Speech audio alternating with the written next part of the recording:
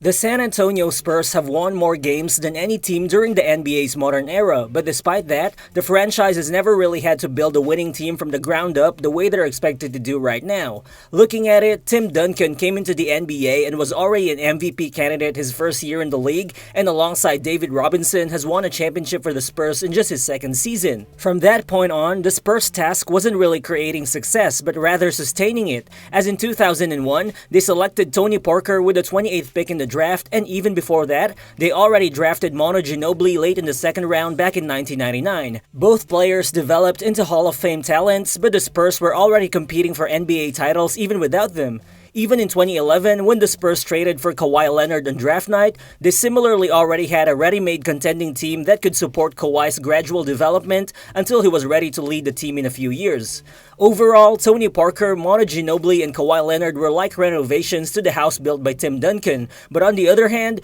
Victor Wembanyama is like a fresh new blueprint for the Spurs' future. As a rookie, Wembanyama proved to be exactly the type of supersized generational talent that people imagined him to be, but his unexpected readiness to anchor an NBA defense right from day one and his rapid growth on offense have undeniably changed the Spurs' timeline for NBA championship contention. And sure, the Spurs might not be a full-fledged playoff threat next season, but they are definitely already entering a brand new phase of rebuilding centered around a once-in-a-lifetime type of talent, which should present an entirely new set of challenges for a franchise that's been used to winning for such a long time. But what are the many different pathways that the Spurs can use to build a contender around Victor Wembanyama, and what are the questions that the franchise have to answer while doing that? What's good, everyone? It's Real Balls here, and let's talk about all those things in this video. Let's get to it.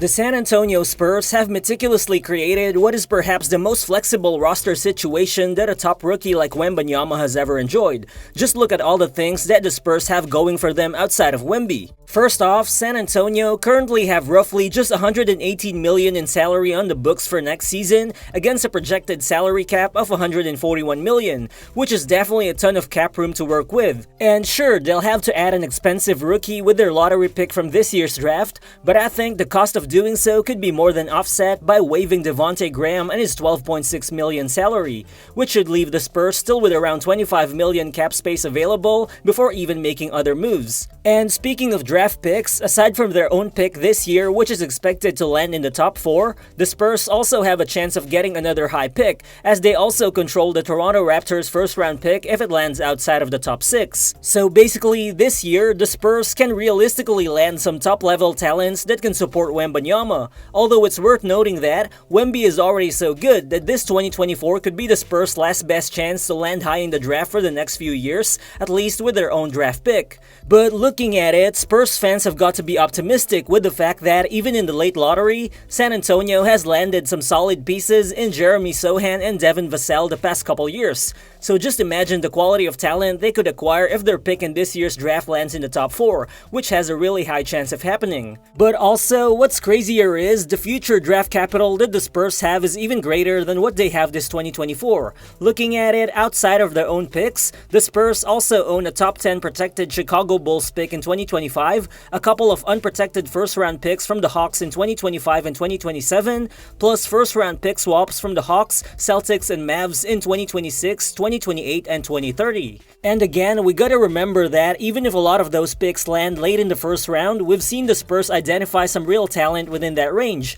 just like how they landed Dejounte Murray, Derek White, and Keldon Johnson with 3 number 29 picks within a 4-year span. Plus, again, all those draft capital that the Spurs have basically puts them just behind the OKC Thunder and the Utah Jazz in terms of future draft capital value in the entire NBA, which practically means that there are very few players that the Spurs can't realistically trade for. But also, the thing is, even outside of their draft pick haul, the Spurs already have a solid, talented young group internally. Their 10 most used players this 2024 season were all aged 28 or younger, with 8 of those players being 24 or younger. First, in Devin Vassell, they have an emerging potential third scoring option for the long haul Vassell, who's flashed tremendous playmaking growth during the latter half of the season, and the Spurs already inked Vassell to a 5-year $146 million extension. The Spurs also have guard Trae Jones, whose impact on Wembanyama's game is just so apparent, as Spurs lineups which feature both Wemby and Jones on the floor outscored opponents by 5.2 points per 100 possessions,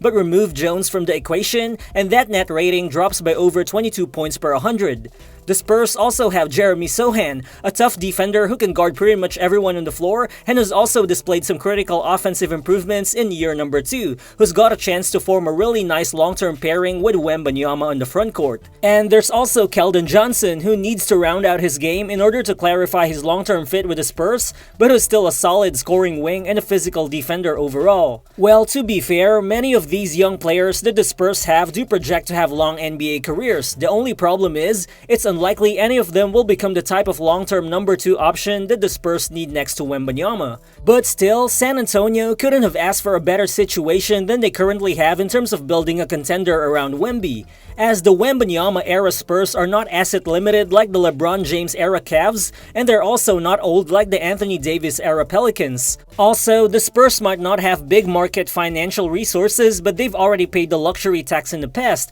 and they were capable of sustaining nearly 2 decades of title contention while doing that. So basically, I think the question for the Spurs isn't whether or not they can build a winning team around Wembanyama, but rather, would they be willing to build that winning team around him as soon as possible? Well, it's safe to assume that the Spurs aren't really looking to make an immediate jump next season, as they're probably instead gearing for the stronger and much deeper draft class of 2025. But of course, the Spurs just can't blatantly play Jeremy Sochan at point guard again for much of next season, as Wembanyama is already too good, and there's already too much evidence that points to what the team needs to have around him. If the Trae Jones and Wemby duo continues to produce solid basketball, then the Spurs just can't avoid playing Wemby not only with Jones, but also with any legitimate point guard in general. So I think the likely middle ground for the Spurs here could lie in them being opportunistic in the trade or free agent market, which wouldn't be surprising, as throughout the season, the assumption was that the Spurs would seek a long-term backcourt upgrade this summer, particularly at the point guard spot.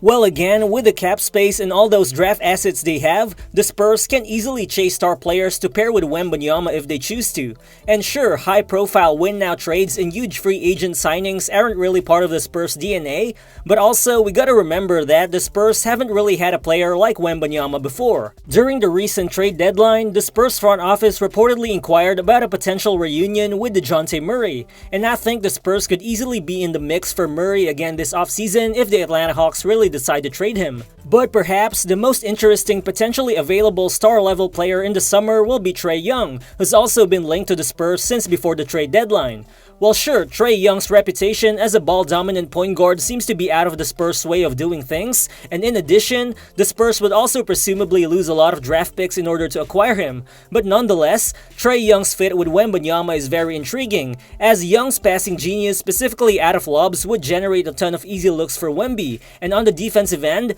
nobody in the NBA could do more to cover Trae's deficiencies on defense than Wembanyama. And I think all those reasons also apply in case the Spurs shift their attention to Darius Garland, especially if Donovan Mitchell remains in Cleveland, as Garland would also be a solid fit alongside the Spurs core as a medium usage scorer with unlimited shooting range and experience throwing a lot of lobs. The bottom line is, when you're a team like the Spurs that have the assets to trade for basically anyone, deciding who to trade for and when to strike a deal are what ultimately matter. But in the meantime, San Antonio's cap space also gives them a chance to strike at free agents whose teams may lack the ability to fight back. Say the Spurs want to make a bigger investment in a center to protect Wembanyama physically, I think they can go after someone like Isaiah Hartenstein, as the New York Knicks are limited to offering Hartenstein around $16 million in the first season of a new contract, which is an amount that the Spurs can easily outbid. On the other hand, if the Spurs opt to get some veteran help at the wing, Malik Monk also has a similar restriction in Sacramento, and both he and Hartenstein are entering just their age 26 seasons. Well, sure, the end game of finding the prototypical number 2 option next to Wembanyama will always loom for the franchise. However, the good thing is, San Antonio's overall roster flexibility just allows for far more patience in finding that player, while Wembanyama's rookie contract also gives the Spurs a chance to generate max cap space in either 2025 or 2026 if they prefer to hunt for star players in the free agent market by that time. Well, for now, the amount of young talent in the Spurs roster will allow them to consolidate without sacrificing depth or upside, but of course, their trade chips also allow them to go after any future disgruntled superstar looking for a new team. Eventually, players are going to realize that Victor Wembanyama could be their ticket to winning a ton of championships, and I think that will be the Spurs' moment to strike any deal. But until then, the Spurs have just about everything going for them and there's no need to rush or force anything. San Antonio has already landed arguably the most untradeable player in the NBA right now in Victor Wembanyama, and they have everything else they need to eventually surround him with a championship caliber roster. So thank you guys if you've actually made it this far into the video, but what are your actual expectations for the San Antonio Spurs rebuild around Victor Wembanyama? Feel free to drop your thoughts in the comment section below, and again, if you're new to the channel, please consider subscribing as well. Again, this is Real Balls, and I'll see you on the next one. Peace.